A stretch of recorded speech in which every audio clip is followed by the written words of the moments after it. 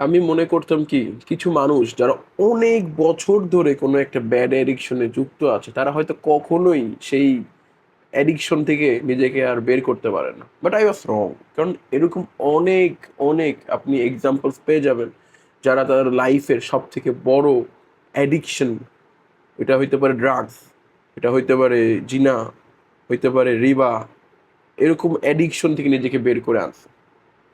তো আপনি আমি আমাদের লাইফের, এটা ছোট হোক বড় হোক, যে কোনো ব্যাড অ্যাডিকশন থেকে কিভাবে কিভাবে বের করব। আপনি যদি ইউটিউবে আপনার ব্যাড অ্যাডিকশন থেকে বের হওয়ার নিয়ে সার্চ দেন তাহলে অনেক ভিডিও পাই যাবেন। সুবহানাল্লাহ, অনেক টিপস অ্যান্ড ট্রিক্স তারা দিবে। দে অল আর গুড, আলহামদুলিল্লাহ, সব ভালো, সবই ভালো, বাট দ্য মেইন থিং যেটা আপনার আমার দরকার সেটা কি জানেন? সিনসিয়ারলি আল্লাহর কাছে সাহায্য চাওয়া। ওকে? কারণ দ্য মেইন ক্ষতি যেটা হইতেছে সেটা হচ্ছে আপনি আল্লাহর অবাধ্য করতেছেন, এতে করে আপনার আখিরাতটা নষ্ট করতেছেন। এইটা হইতেছে আপনার মেইন ক্ষতি। আর বাকি যেসব ফিজিক্যাল ক্ষতি হোক বা আপনার অন্যান্য ফাইন্যান্সিয়াল ক্ষতি হোক, ওই সব হচ্ছে লাইক এগুলা হচ্ছে, ওগুলাও ক্ষতিকর। দ্যাটস দ্য উইজডম, যে এই কারণে আল্লাহ এটাকে হারাম করছে। বাট দ্য মেইন ক্ষতি যেটা হচ্ছে সেটা হচ্ছে আপনি আল্লাহর অবাধ্য করতেছেন, আপনার আখিরাতকে নষ্ট করতেছেন। সো এখান থেকে ফার্স্ট স্টেপ যেটা আমাদের করতে হবে এটা হচ্ছে সিনসিয়ারলি আল্লাহর কাছে হেল্প চাওয়া।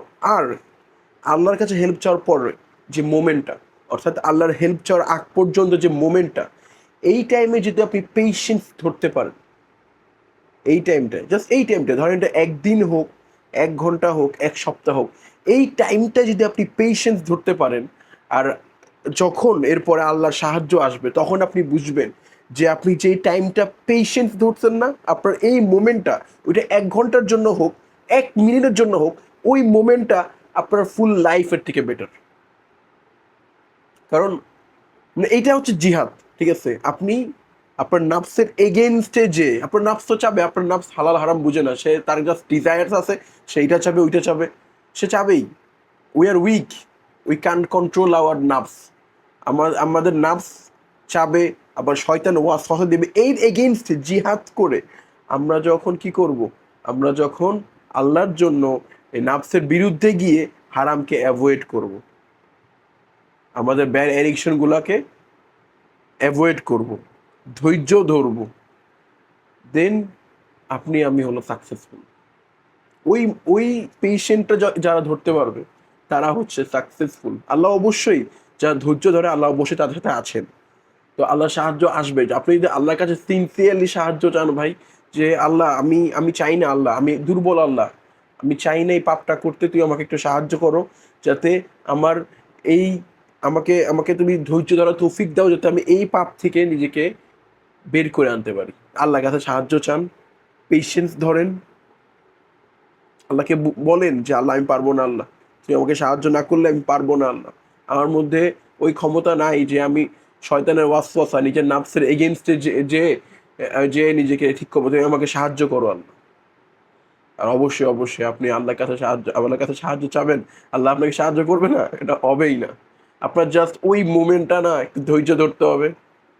ইনশাল্লাহ, ইনশাল্লাহ ভাই, ইনশাল্লাহ আপনার যেই যত বড়ই আপনার ব্যাড অ্যাডিকশন থাকুক না কেন, ওইটা থেকে আপনি বের হয়ে আসবেন ইনশাল্লাহ। ইনশাল্লাহ ভাই। এখনো আমাদের কাছে সময় আছে ভাই। আমরা আমাদের আমরা এখনো যদি নিজেকে আরেকটু স্ট্রং ভাবে একটা নিয়ত করতে পারি যে যা যা পাপ আমাদের ছিল সেখান থেকে আল্লাহর কাছে আমি এখন তওবা করতেছি, আল্লাহ তুমি আমার আরেকবার আরেকবার সুযোগ দাও। আমি এখন আমি তবা করতেছি, আল্লাহ আমি এটা আর করবো না। তবা মানে কিন্তু এরকম না যে আমি আমি পাপ করছি, আল্লাহ মাফ চাই। দ্যাটস নট তবা। তবা মানে হচ্ছে সিনসিয়ার, যে আমি এটা আর করবো না। আমি করছি আল্লাহ, আমি অনেক করছি, আমি 10 বছর, 20 বছর, 30 বছর ধরে এই পাপটা করছি আল্লাহ।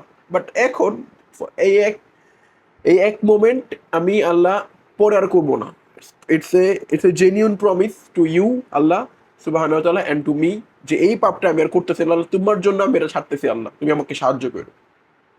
আপনি এইটা এরকম ভাবে একটা সিনসিয়ার ইন্টেনশন রাখেন, আল্লাহর কাছে তখন যে তওবা করেন। আর এরপর যখন আবার সেই পাপের ডিজায়ার্সটা আপনার মধ্যে আসবে, আপনি ধৈর্য ধরবেন, আপনি আল্লাহর কাছে সাহায্য চাবেন, যে আল্লাহ আমি তো তোমার কাছে তওবা করছিলাম, কিন্তু আমার মধ্যে এখন আবার এটার ইচ্ছা আসতেছে, আল্লাহ যে ওকে সাহায্য করো আল্লাহ। প্রত্যেকটা মোমেন্ট যখন যখন যখন আপনার নাফস আপনাকে ডাকবে এই পাপটা করার জন্য, তখন তখন তখন আপনি নিজেকে রিমাইন্ড করান যে আমি তওবা করছিলাম এই পাপটা থেকে, পাপটার জন্য আমি আল্লাহর কাছে তওবা করছিলাম, তো আমি এই পাপে আর ফেরত যাইতে পারি না। সিনসিয়ার হইতে হবে ভাই, আল্লাহর উদ্দেশ্যে নিজের লাইফটা স্পেন্ড করতে হবে। Just এই লাইফ অনেক ছোট ভাই, এই লাইফ ইটস অনেক ছোট। মানে আপনি এখনো আপনি চিন্তাই করতে পারবেন না যে আপনি আপনি ধরেন আপনি আপনার 10 বছর আগের কোনো একটা মেমোরি কথা ভাবতেছেন, আপনি চিন্তাই করতে পারবেন না যে 10 বছর পার হয়ে গেছে। এই লাইফটা এরকমই, এই ওয়ার্ল্ডলি লাইফটা এরকম, ঠিক আছে। সো আমাদের যেটা যেটা মানে চিরস্থায়ী, যেটা আনলিমিটেড টাইম, ওই টাইমটায় আমাদের বেশি ফোকাস রাখতে হবে। আমাদের নিজেকে রিমাইন্ড করাইতে হবে যে দিস ওয়ার্ল্ড ইজ নাথিং, ওকে। আমাদের রিওয়ার্ডগুলোর কথা ভাবতে হবে যে আখিরাত, চিরস্থায়ী আখিরাত, সরি চিরস্থায়ী জান্নাত, হ্যাঁ, চিরস্থায়ী জান্নাতে আমরা থাকবো। আর ওইটার জন্য আর আমাদেরকে এই দুনিয়াটা স্যাক্রিফাইস করতে হবে।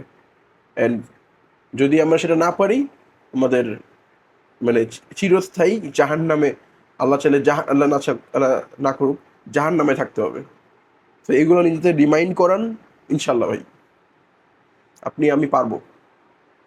যত বড় পাপই হোক না কেন, যত দিনের অ্যাডিকশনই হোক না কেন, বাই দ্য হেল্প অফ আল্লাহ বিদনিল্লাহি তাআলা আমরা আমাদের সেই পাপ থেকে নিজেকে বের করে আনবো।